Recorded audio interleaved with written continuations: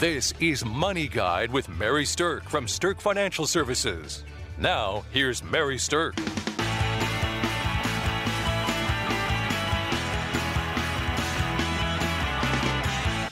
Welcome to Money Guide with Mary Sterk, and today's topic is money mistakes that entrepreneurs make. So we all have people that we know in our life that are entrepreneurs, and many of you listening are in fact working for yourself or some type of business owner or partner. And if you're not, like I said, somebody you know and love probably is. So we're going to talk about money mistakes that entrepreneurs typically make. But even if you're not a business owner yourself, think about some of the things that we're saying, because they will also cross over and apply to just about everyone as well. All right, with me today, I have Kelsey Banke, certified financial planner with Sterk Financial. Soon to open our new Kansas City branch, which is exciting. Very exciting. We're getting closer and closer. Moving south. There we go. We will miss you here. But Kelsey is going to come back every quarter and work with people that she has already been working with here. So we're pleased to have her still being in the Sterk Financial family and then expanding things in a southerly direction for us. But money mistakes that an entrepreneur makes really does seem to start with the very first one that we want to talk about. This is a pitfall that impacts most entrepreneurs. And it's that they tend to reinvest everything into the business and not save separately for retirement, not diversify their investments either. You see this a lot. Time and time again. Mm-hmm. Way more often than we see it the other way. So it's exciting to invest in your business. You believe in yourself. You believe in your business. You want to see it grow. And all of those things are admirable. However, diversifying your investments is also a very important piece of growing your net worth and eventually someday achieving your retirement goals. And that's a lot of it is very much from a safety standpoint, because you might be the best at what you do. You might have all the things going for you that need to be going in the right way and have a really great plan. But diversification is there to protect you from all the things that you don't see coming that can very quickly derail a lot, if not everything. You know, there's a lot of businesses that do fail, and we're by no means saying that you should expect your business to fail. We hope they all succeed. But because such a high percentages of businesses do fail, then if you've poured everything into your business, even if at one time it was going great, you don't have any fallback plan. And that's the problem with investing everything into your business. Now, we would suggest that you think about using a rule of thirds. And the rule of thirds when it comes to entrepreneurial money management is this. If you have actual profit in your business, so once you've paid for all the expenses and you've taken your income out of it, if there's profit left, consider splitting the profit 3 ways. Having a third of it actually go back and reinvest into growing the business. Great idea with a third of the profit. Have 1/3 of the profit go to be set aside to help supplement your own retirement, and take 1/3 of the profit now to just enjoy. Because most entrepreneurs work their fingers to the bone. They do. And so we tend not to take the time out to enjoy our life. We're always building for the future. So taking 1/3 of the profit and investing it for you and your family to actually enjoy something now is a key part of enjoying the experience of being an entrepreneur. Absolutely. Now, one of the pushbacks that we get when we talk about this idea is people who are entrepreneurs often don't think that they are someone who ever will want to retire. They're thinking, well, I'm going to work forever, which forever sounds good until you get to an age where you're not feeling so well health-wise. Then it doesn't feel so good anymore. Well, and health, and there's a lot of things that in your life can change that you don't really know how you're going to feel about that until you get there. Right. So, if grandkids are in your future, speaking from experience from my family members, working doesn't seem as great, even if it's something you love, when there's grandkids to go see. They shift everything. And that might not be the case for you, but be aware that how you feel about life, how you feel about your work, even if it's something you love, all of that will change how you feel about where you live. I mean, how many people move somewhere else after they are done because, they just can't tolerate the cold anymore. I hear that a lot. And so how you feel when you're young and excited about everything and very, very resilient may not be the same way you feel about things 40 years down the road. So if you're someone who has the mindset of, why would I retire? Because I love what I do, which can often translate to, I'm not going to save for retirement. I'm just going to pour everything back into my business. Here's the thing that you need to do a paradigm shift in your mind about. Instead of thinking about retirement, think about setting yourself up for a point in life where work is now optional. So if you're not working because you need the money, you're working because you truly do love what you're doing. It's about passion. It's about loving it. It's about doing what you want to spend your time doing. And that is a huge different level of freedom when you know that you're only working for those reasons instead of because you actually do need this job that you love or this business that you've created to provide a living for you and to take care of you and your family. So if retirement isn't the word that resonates with you, my hunch is that thinking about a time where work is optional, that you have enough money that you don't have to work, you just want to work, that's a different mindset and a different way to think about saving for. The other thing that we get pushback from entrepreneurs about this is, but my business has the best ROI of anything. I can't get that kind of ROI on investments in the stock market or something like that. Like my business is growing at 20%, 25%, 30% profit a year. Well, awesome. I'm super glad to hear that. But just because it has sometimes does not mean that it always will. And that goes back to Kelsey's concept of diversification, not having all of your eggs in one basket that could really have a negative impact if it does go south at some point. Yeah, there's a lot of unknowns about the future. It's all unknown. We just speculate.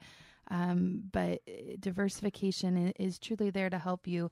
So in those years where something happens in your industry, something happens in your community, something happens in your family that maybe causes you to not be able to put as much time into things, there are a lot of things that can derail. And so often it's not necessarily something people saw coming or could effectively plan for on the short term. So you need to be planning for it on the long term to be ready.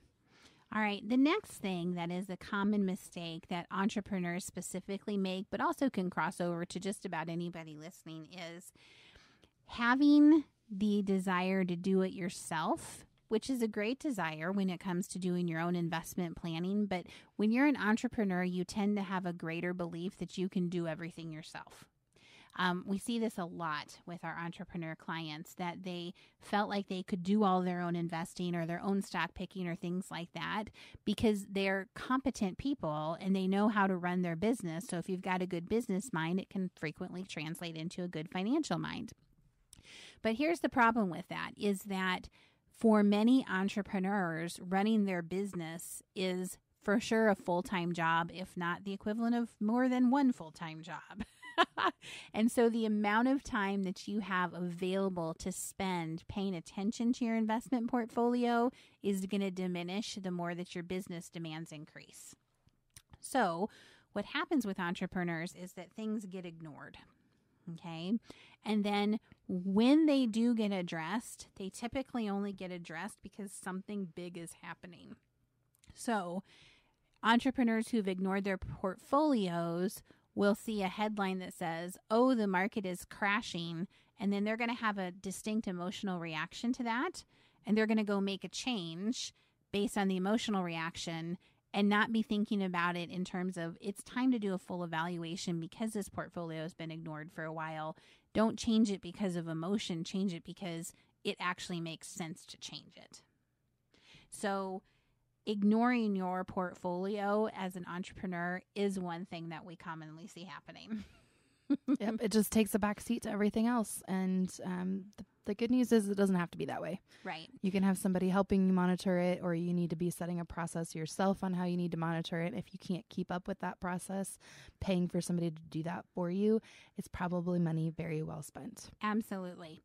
So here's the thing. If you're a do-it-yourselfer and you don't actually have a process that you follow, or if you're someone who has an emotional reaction, if you're getting nervous when you're seeing the markets rocky, or if you're getting elated when you see it's good, and those things are making you drive your investment decisions, our recommendation is this: either use a formula or use a fiduciary. Using a formula, if you're a do-it-yourselfer, means you have a process. You have a process to evaluate when should you buy something, and you have a process to evaluate when you should be selling something. And neither one of those processes is driven on emotion.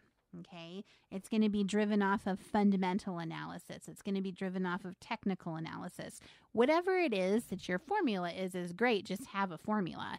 And if you don't have a formula, then our recommendation is that you find a fiduciary like us who you would work with in order to be able to manage the investments without the same level of emotional reaction. So a fiduciary is someone who is always going to be making recommendations for you that are in your best interest. And you would think that all advisors are fiduciaries. That'd be nice. Yes. In fact, they are not. So having a fiduciary, being someone who is absolutely going to make recommendations on your best interest. They're going to be making some type of fee. They may even be hybrid where there could be some commission work involved, but if so, they're disclosing that to you. But if you're paying somebody a fee to manage your money for you, then they are by and large likely to have some type of formula that they're following. And you should ask them. You should ask your fiduciary, what's your formula? How do you decide when you're going to buy and sell things? How do the money managers work that you are working with for my portfolio? So don't ignore your portfolio, but if you are going to ignore it, instead hire a fiduciary or have a formula. Okay, when we come back, we're going to keep talking about money mistakes that entrepreneurs make.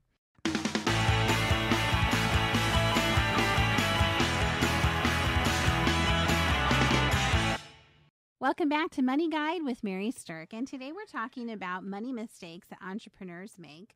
We have talked about the problem that can come with reinvesting everything into your business and not saving separately for retirement. We've talked about the problem of being a do-it-yourselfer and ignoring your portfolio, and how to counteract that. And to counteract the emotional reaction, you should either have a formula or use a fiduciary. And now we're going to talk about a couple of things that are specifically investment related that entrepreneurs tend to make these mistakes. So the first thing I want to talk about is ignoring the current economic cycle when it comes to your bonds. Now, a lot of this does really tie back to the fact that entrepreneurs tend to ignore their portfolios. And if you're ignoring your portfolio, you're definitely going to miss this. So, Kelsey, share with our listeners how interest rates and bonds are actually related. Bonds and interest rates, the longer term durations are going to move opposite of interest rates. So if you think of it like a seesaw, interest rates sit on one side of that seesaw, and then from the middle out on the other end of the seesaw are the duration of bonds. So short-term bonds toward the middle, intermediate term bonds toward the middle of that, half of the seesaw, and then long-term bonds out there on the other end of the seesaw where the other person would sit.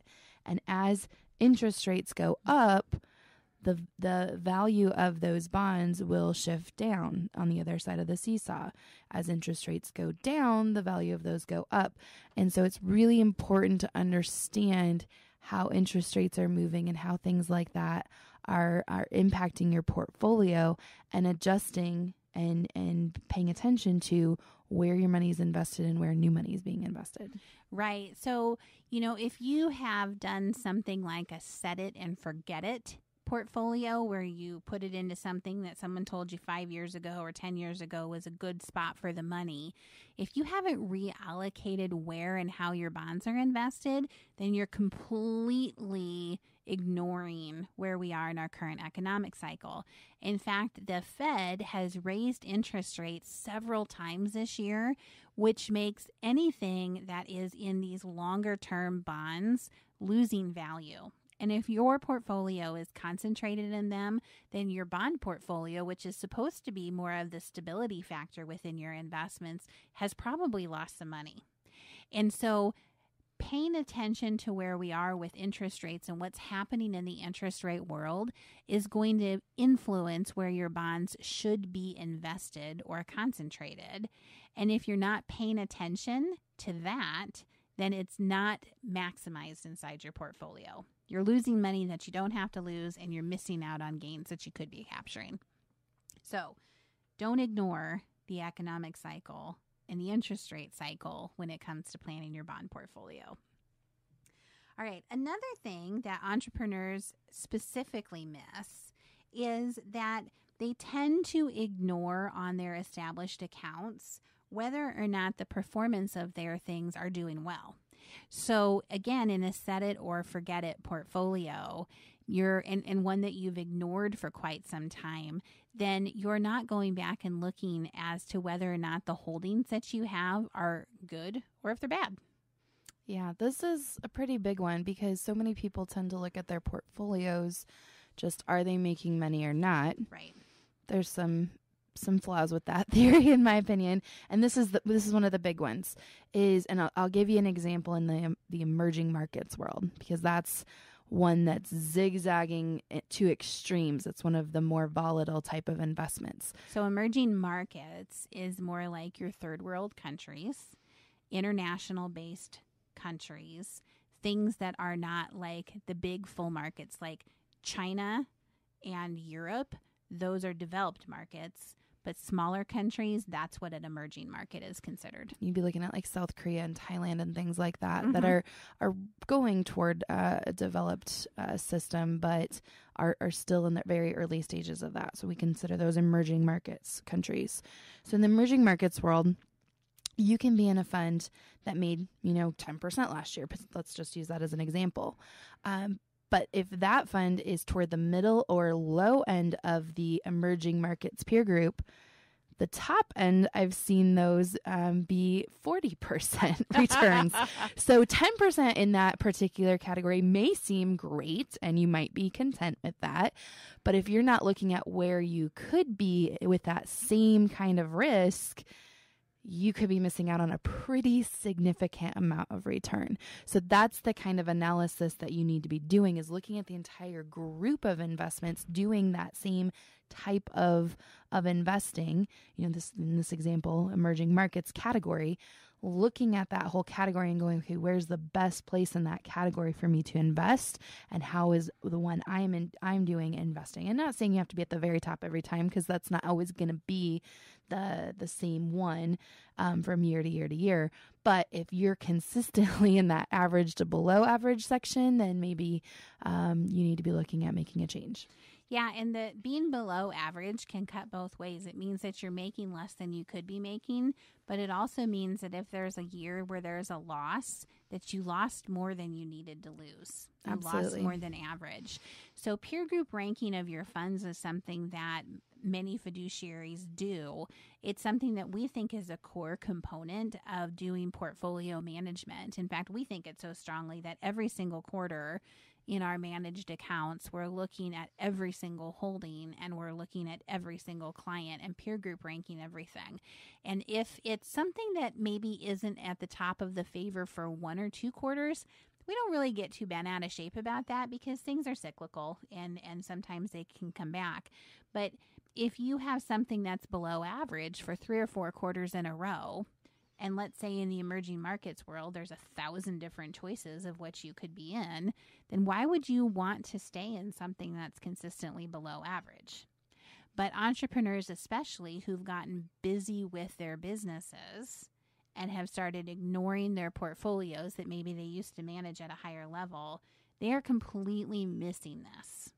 Now, many investors who are do-it-yourselfers are completely missing this, but entrepreneurs in specifically, we see that happen the most with them. Yeah, because it's not always something that's going to be brought to your attention just with quote-unquote poor performance. It's happening potentially all the time, but they might not be paying attention until they see what they consider poor performance. One other pitfall that we see investors make is that they focus on what the average performance of a fund has been over time. And there is a concept out there that's called the Flaw of Averages.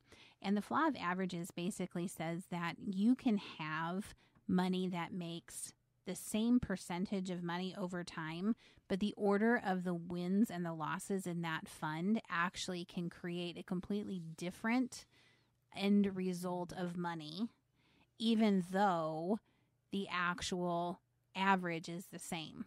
So it's kind of hard to illustrate this just verbally, but think about the fact if you have something that is making, let's just say, 4% a year over the course of 6 years, and you have something that is going, so just steady, 4% every year. The average on that is, of course, 4%. But over a 6-year period, if you have a fund where it goes up by 20% and then the next year down by 10%, then up by 20, down by 10, up by 20, down by 10, the actual average of that fund is 5%. Okay, so it's a higher average. However, for the same dollar amount of starting, you'll actually have slightly less money in that fund that averaged 5% than you will in the fund that just averaged a steady Eddie 4%. We can show you the math on that if you're questioning it, but it's interesting because it's an example of where the actual average isn't really what's driving it. It's the sequence of the returns that's driving it.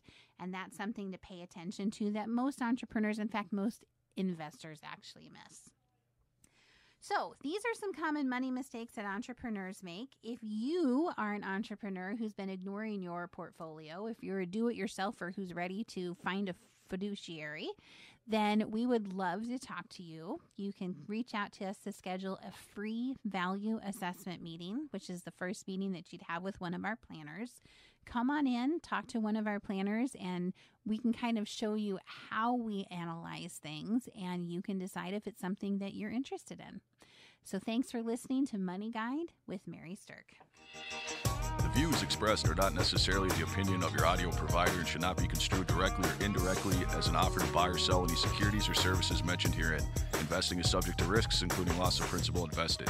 Past performance is not a guarantee of future results. No strategy can assure a profit nor protect against loss. Please note that individual situations can vary.